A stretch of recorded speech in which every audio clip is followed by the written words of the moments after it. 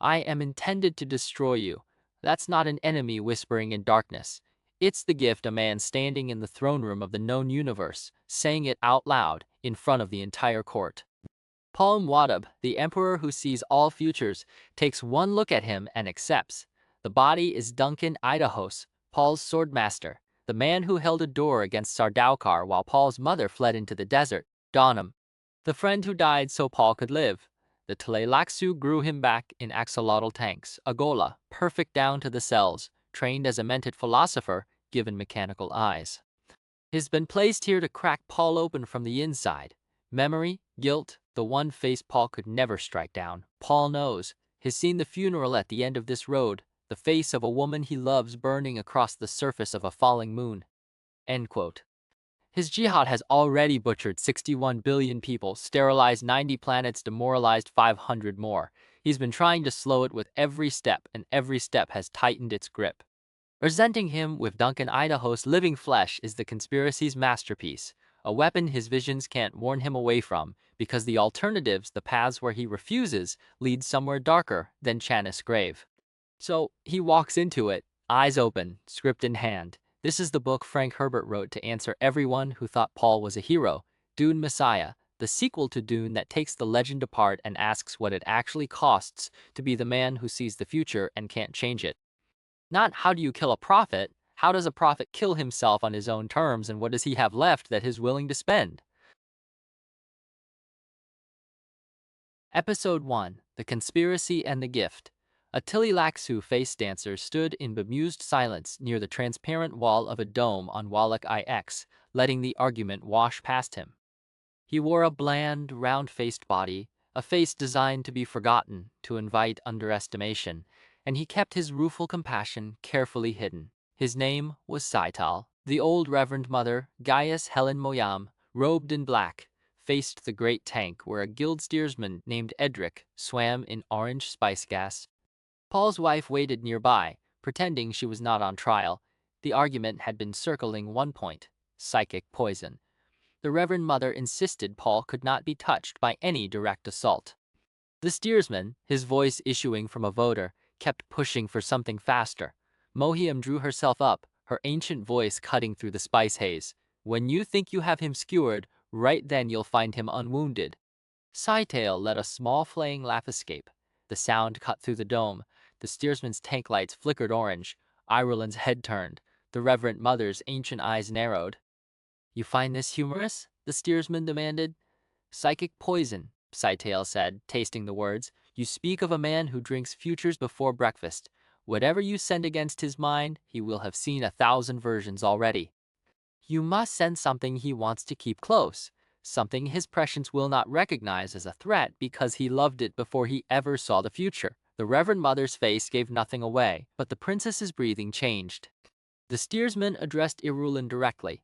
Princess, I know what you most desire from the Emperor. You wish to be the founding mother of the royal dynasty. Unless you join us, my oracular word says that will never happen. He will never share your bed. Irulan's training held. She said nothing, but the silence itself was a confession. Sital could feel the Reverend Mother measuring him now, a face dancer who spoke too well, too precisely.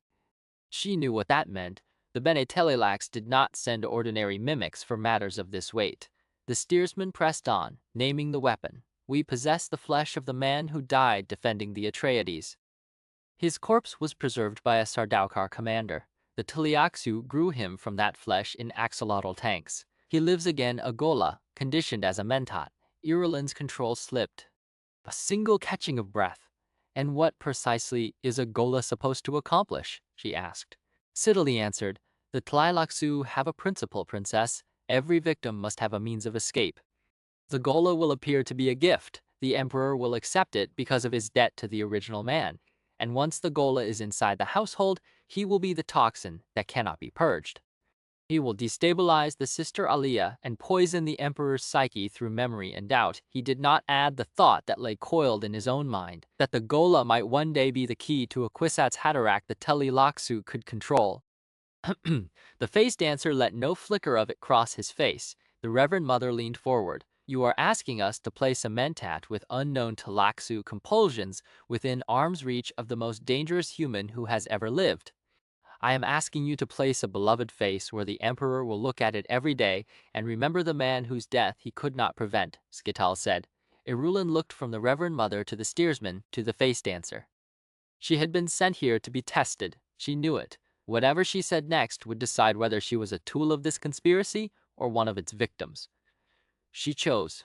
I am secretly administering a contraceptive to the woman Chani, the princess said, her voice steady. There will be no air from her body as long as I control her food. The Reverend Mother's gaze sharpened. How long has this been in effect? Since my marriage to the Emperor. Scytale felt a cold admiration. A Bene Gesserit princess, denied a husband's bed, poisoning the concubine's womb for years, watching, waiting, and never once flinching. The conspiracy had its instrument. Now the only question was how that instrument would be used. The woman in the citadel, 12 light-years away, in the imperial keep on Arrakis, Chani brought a copper coffee service into the private chambers she shared with Paul. He had just removed his stillsuit and stood naked, looking out over the city of Arrakeen. The paradox pleased him, a green city built on a planet that should have none, ruled by a man who had been the death of 61 billion souls and the sterilization of 90 planets, but yet still wanted nothing more than to feel his concubine's hand on the back of his neck. She poured coffee in the Fremen fashion, cinnamon-scented steam rising in the cool, dry air of the plasmeld chamber, and waited. Paul knew the rhythm. Chani only served coffee herself when she had something to say that he did not want to hear. Princess Irulan wants a child, she said. Irulan wants many things. She has reason. The Landsrod whispers. The people remember her father's reign with nostalgia, or so she tells anyone who will listen. Chani set the cup beside Paul with exact precision. Perhaps you should give her a child. It would disconcert our enemies. He turned. Her face showed nothing but the truth of the offer. A Fremen woman proposing that her man lie with another woman because the tribe required an heir and the tribe mattered more than the heart. No, Paul said, the Fremen need to see an heir. The Fremen will see an heir when you bear one. Muad'Dib, Chani said, using the formal name, the emperor name, which meant she was now speaking as a subject to a ruler, not a woman to her man. I cannot conceive. The medics do not know why. Irulan is of proven Bene Gesserit stock. Paul felt the prescient current stir behind his eyes. It came unbidden now, a river of possible futures that sometimes let him steer and sometimes simply carried him. The vision voices whispered, disengage, disengaged, disengage. He hated that word. He had seen the roads branching from this moment. One road showed Chani dead, her body wrapped in cloth, carried by Fremen through the desert, while Paul heard himself say words he could not bear to hear spoken aloud. Another road showed the princess with an infant at her breast, the child a lever the sisterhood would use against every future he hoped to build. I swore an oath, Paul said. I will never take Irulan to my bed. If she ever bears a child, I will have her garroted by my own Fedaykin. Chani lifted her chin. Then there is a plot. Irulan harbors secret decisions to fight you. I feel it in this place. I know, Paul said. That was the curse of it. He knew. He had always known. The prescience that made him emperor also showed him the cage of his own choices. And in every future he could see, the walls of that cage were narrowing. He reached for Shani's arm, the gesture more desperate than imperial. You are my only wife. You are the only mother of my heirs. Whatever price must be paid to make that true, I will pay it. She looked at him, and something passed between them that was both love and a shared premonition of loss. Neither spoke the obvious truth, that Paul had already seen how this would end, that the price he meant to pay was written in a future he could describe but could not seem to change.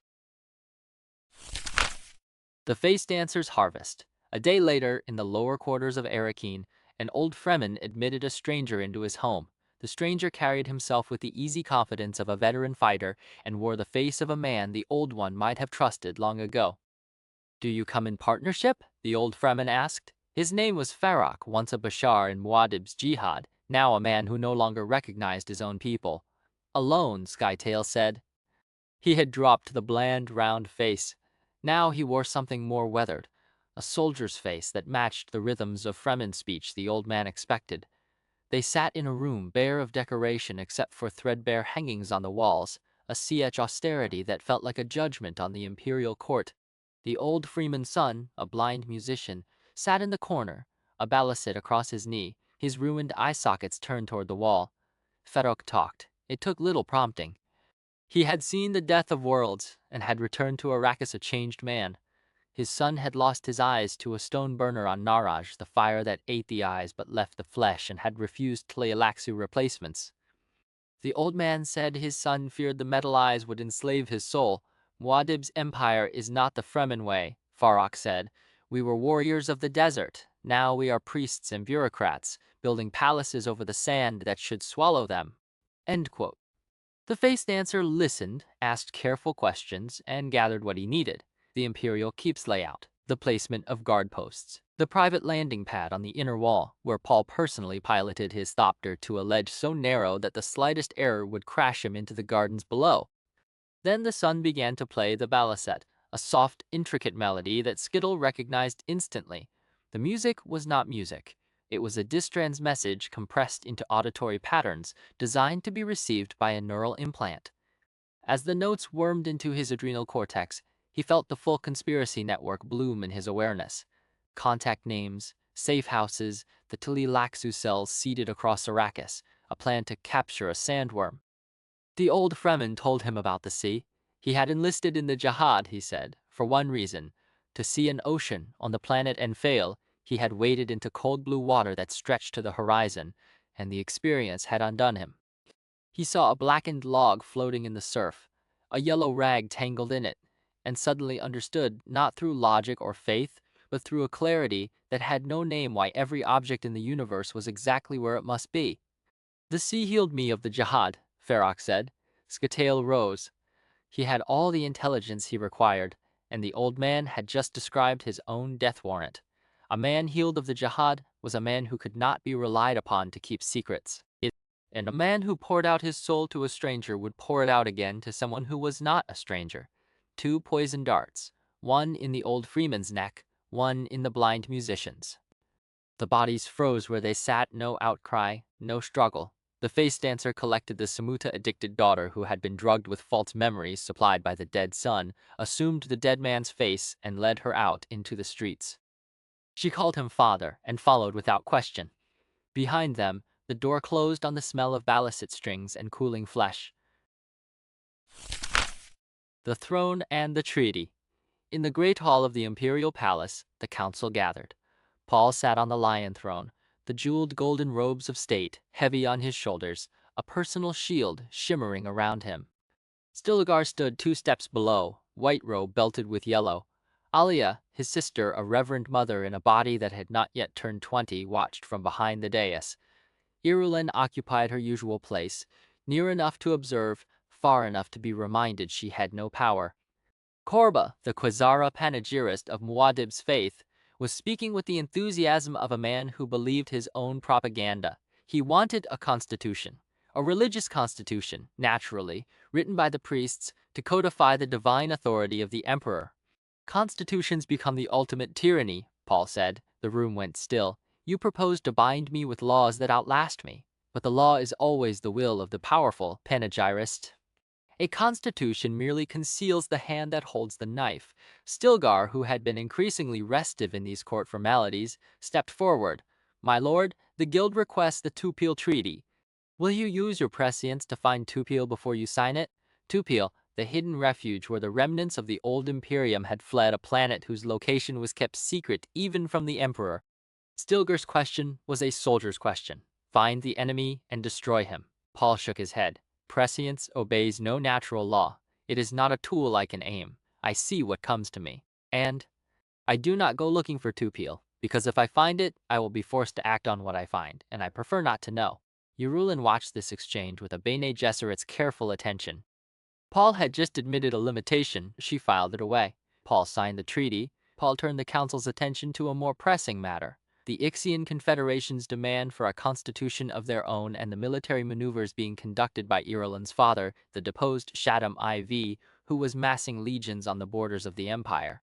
Princess Irulan, Paul said, you will write to your father today. A frank and direct discussion of my views about his delicate position. She stiffened. She was being ordered to threaten her own father. End quote. And if he does not desist, she asked. Then I will send commanders who have been waiting for the excuse." Aliyah smiled, a thin, knowing expression that chilled the princess more than any overt threat.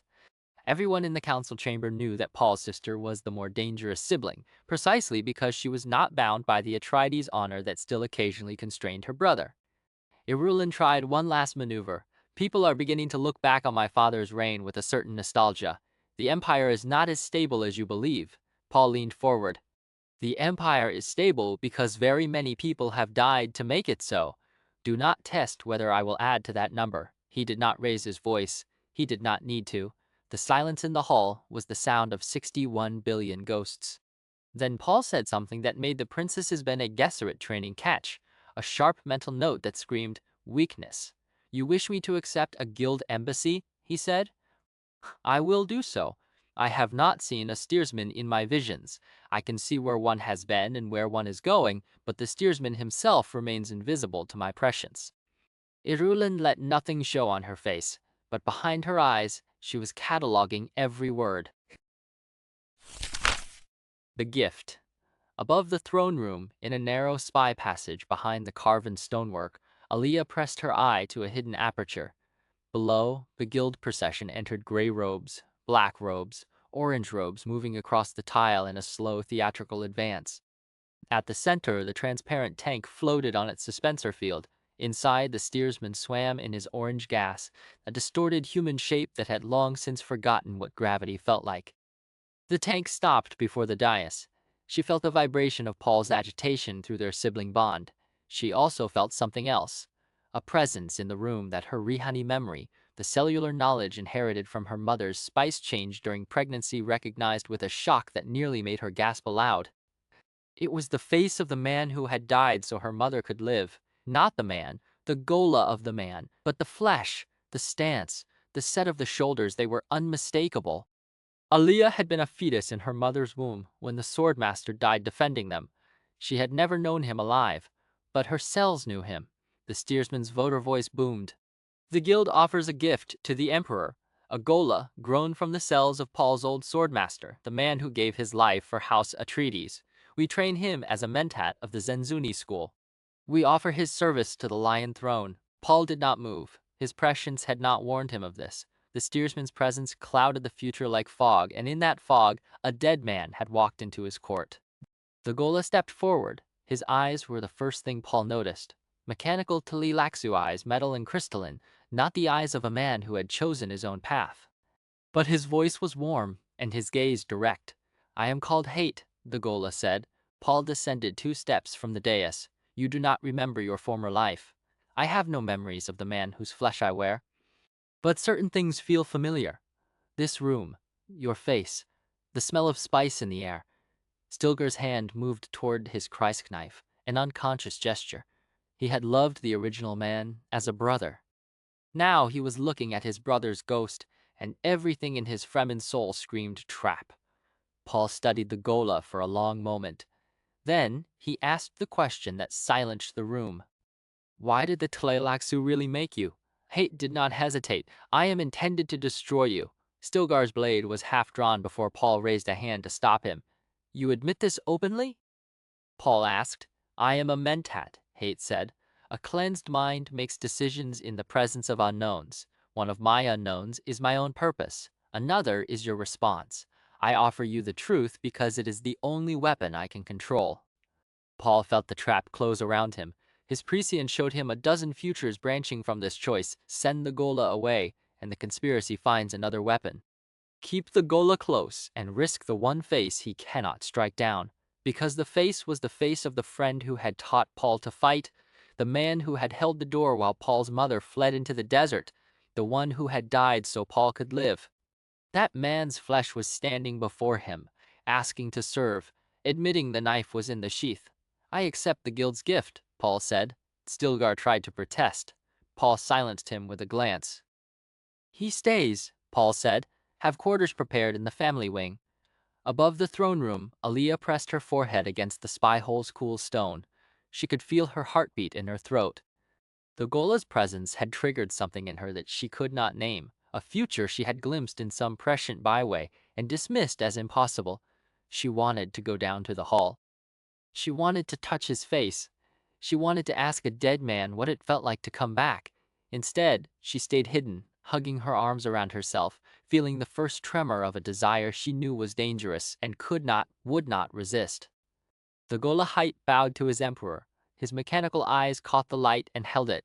The conspiracy had delivered its weapon into the heart of the Atreides fortress, and Paul Muad'Dib, the man who saw all futures, had opened the door himself. Oh, because he was dying of prescience. Because the weight of 61 billion dead had hollowed him out until the only thing that still felt real was the love he had lost. And here that love stood, wrapped in Tleilaxu engineering, promising destruction and asking to be trusted. Paul looked at hate and saw the friend whose death he could not prevent. That was the poison. That was the genius of it.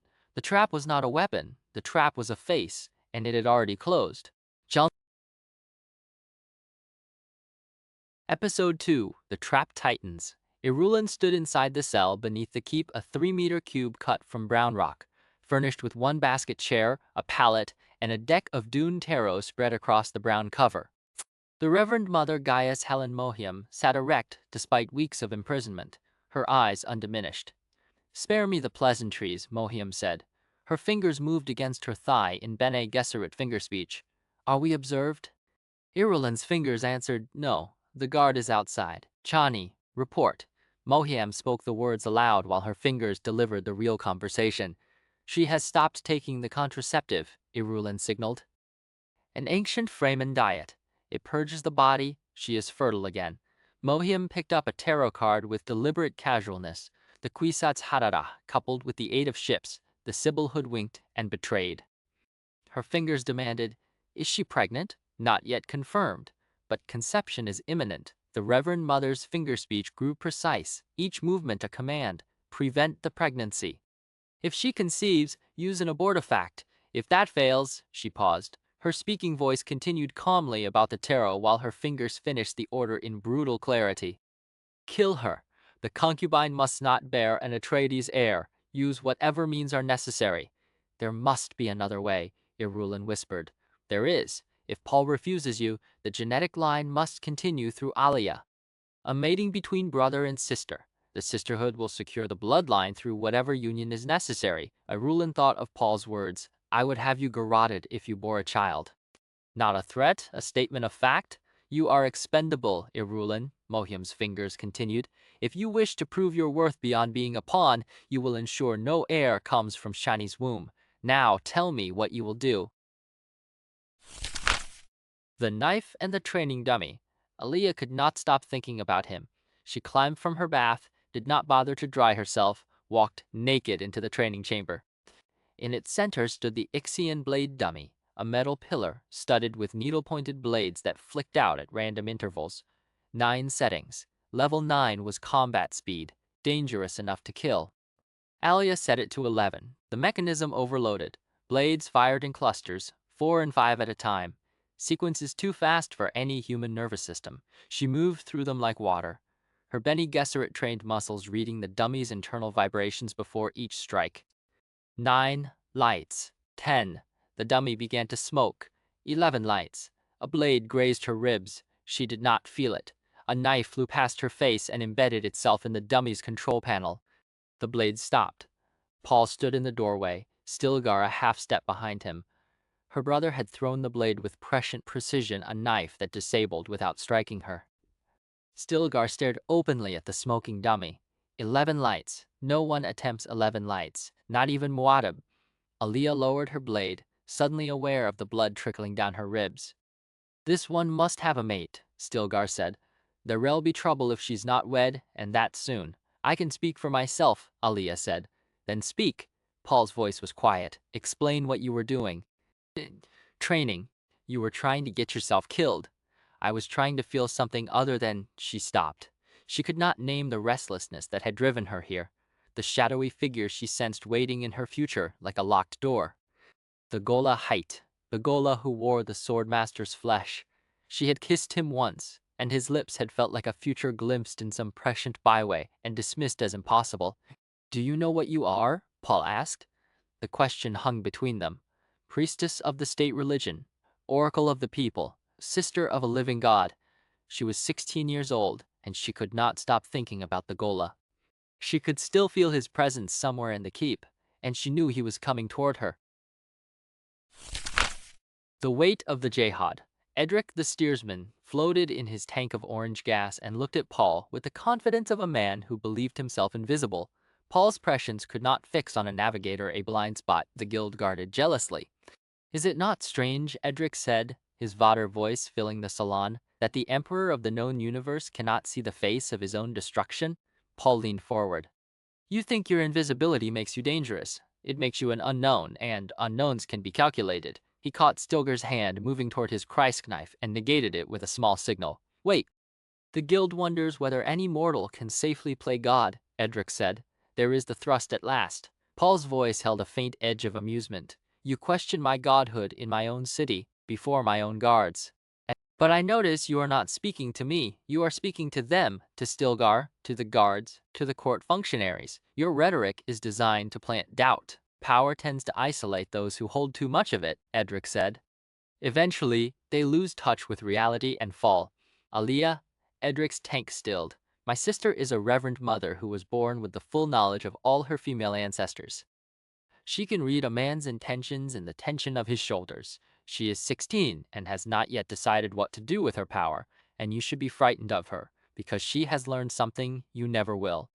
Power is not a mask. It is a fire that burns from within." He gestured to Korba, who stepped forward with a case. "Shiga wire reels," Paul said. "Historical records. Genghis Khan. Adolf Hitler. Men who killed millions and thought themselves inevitable." He handed the case to Stilgar. "Study these. Learn how every tyrant in history fell. Would you like to know how many people I have killed?" Paul asked. The salon went absolutely still. 61 billion, 90 planets sterilized, 500 additional worlds so thoroughly demoralized they offer no resistance. Stilgar's face went pale. Korba looked ill. "That is what your religion has purchased. A mountain of corpses so high it casts a shadow across the galaxy. And you, steersman, you question whether I am losing touch with reality? I know exactly what I am. I wake every morning knowing it." He turned to Korba. "There are Sardaukar disguised as pilgrims in my gardens. Chani has identified them. Remove them, quietly, personally, no trials. Now." The dead woman and the tomb. The dead Fremen woman lay on a slab in the temple's lower chambers, her hands and feet blackened with the frost of Tleilaxu poison, the throat of hell, which killed by stopping the heart mid-beat. Alia circled the slab. The woman's head and hands had been destroyed deliberately before death to prevent recognition. "Semuta," Alia said. "She was addicted, and there are calluses on her fingers consistent with the baliset." She remembered the report Paul had received. An old Fremen named Farok found dead, along with his blind son, a musician. The daughter was missing. "I need to see the ghola," she said. Half an hour later, Alia banked her thopter toward the cliff that held the tomb of Duke Leto Atreides. The structure was simple, a stone door, a carved inscription, the skull of a bull above the lintel. Hate stared at the tomb. His mechanical Tleilaxu eyes reflected the afternoon sun. And then, without warning, tears began streaming down his face. "Why are you crying?" Alia asked. "It was my friend," Hate whispered. "It was my friend, and I felt his arm on my shoulder." Alia felt the hair on her arms rise. "What did you say?" The ghola blinked, the moment shattering. "I don't know. There was a sensation, a memory that is not a memory. I felt a hand on my shoulder, and I knew it was someone I loved. You're remembering." She reached out, touched the tears on his cheek. "Something is surfacing. The flesh remembers what the mind forgets. That is what the Tleilaxu taught me. That tomb holds my father." Alia's voice was quiet. "A swordmaster died defending him, held a door against Sardaukar while my mother fled. He gave his life for House Atreides. The flesh remembers," Hate repeated. "Perhaps the cells themselves hold memories I cannot access." Alia withdrew her hand. Vigola was an ally, or a weapon, or both, and she could not tell which. The falling moon. Paul sat in his private chamber, the spice trance folding around him like liquid light. What he saw made him want to tear his own eyes from their sockets. A moon falling through black space, its surface beginning to glow with atmospheric entry. And on that moon, a face. Chana's face. My moon has a name, he said aloud. Hate stood at the chamber's edge. Paul had summoned him, deliberately testing whether the weapon would strike when he was most vulnerable. She dies giving birth to my heir, Paul said. I've seen it 1,000 times. Ah, every possible variation, every different way the track closes. You could prevent it, Hate said. Take her off, Arrakis. Surround her with guards. Stop the pregnancy entirely. Par. End quote. And if I do, the vision changes to something worse. The alternative paths, the ones where I try to save her, end in darkness. Whatever lies in that darkness is worse than her death. The ghola was silent. Then his voice changed flatter, older, as if someone else were speaking through his mouth. You're a fool. I know. You're drunk on too much time. You fear your own powers. You have become a captive of the future you claim to command. Better to walk blind into an unknown than to march open-eyed toward the death of everyone you love. Paul turned his sightless gaze directly to the ghola's face.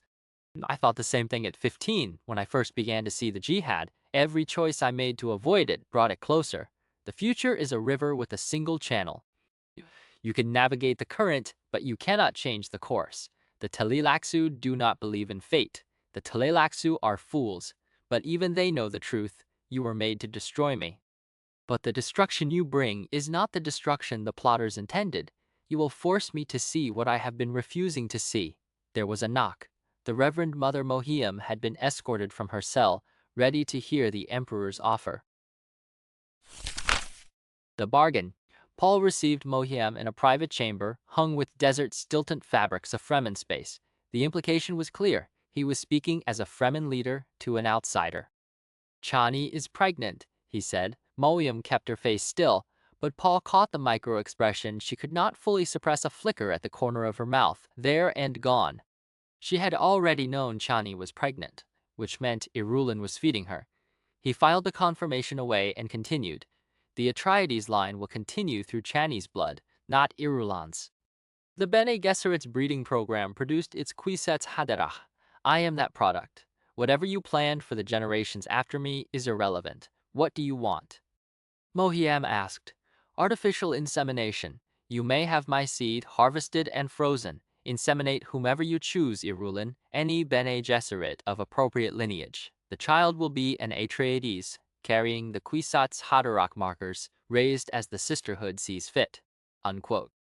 Mohiam felt her pulse quicken. The offer was precisely what the sisterhood had sought for generations, a direct genetic heir under their control. It was so generous it must be a trap. In exchange for what? Chani. She dies in childbirth. I have seen it in a dozen different variations. What I cannot see because your steersman clouds my vision is whether the Bene Gesserit have a hand in that death. So I am asking, will you help me save her? Mohiam was silent. The alternative, Paul said, is that I destroy the Bene Gesserit completely. Physically, I will burn your mother's school on Wallach IX until the stones run molten. I will make your existence a crime punishable by death on every world. You would not dare. I have killed 61 billion people, Reverend Mother. Do not tell me what I would not dare. I will consult with my council. You will consult now. While I wait. Paul turned his back. Tell the sisterhood I am offering an Atreides heir under their direct control. All they have to do is let Chani live. And if the medical complications cannot be overcome, then learn to say your prayers, because if Chani dies, you will be meeting your gods very soon.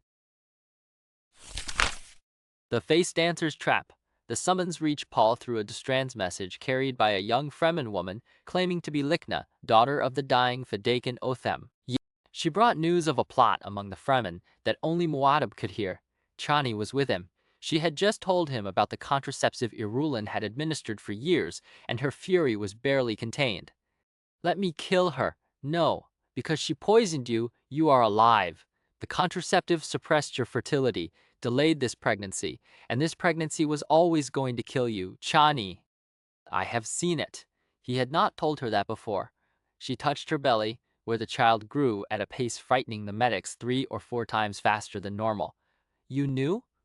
I have always known. The messenger arrived. Lichna, tall, dark-skinned, blue eyes, bowed and delivered her message. Her father was dying. He had information encoded in a human Destrands at his house. She begged the Emperor to come. Paul looked at the messenger. and every instinct screamed a warning. The disguise was flawless, but the vocal control was too precise, the phrases too rehearsed. Beneath the surface, he sensed a fluidity of form, a face dancer. Scatale, the real Lichna was dead, did not react. To expose the face dancer now would shatter the timeline he was trying to follow. "I will come," he said, "alone, no guards. If there are traitors among my Fremen, I will face them as Usul, not as Muad'Dib." When the false Lichna had gone, Chani rounded on him. "That was a trap. You saw it, and you're walking into it anyway. The trap is already laid. The only question is whether the teeth meet in my throat or yours. I will not let them take you. You're trying to die in my place. No, in trying to live in yours." He pressed her hand against his heart. "My prescience is a prison.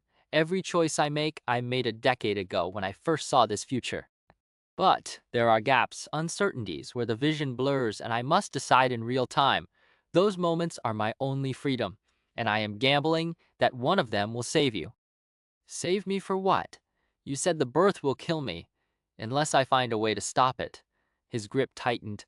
"I will bargain with the Bene Gesserit. I will threaten the guild. I will offer the Tliabsu whatever they want. And if none of that works, I will walk into the trap and hope the trap itself provides an answer." Chani nodded once, a Fremen gesture of acceptance. "Come back to me.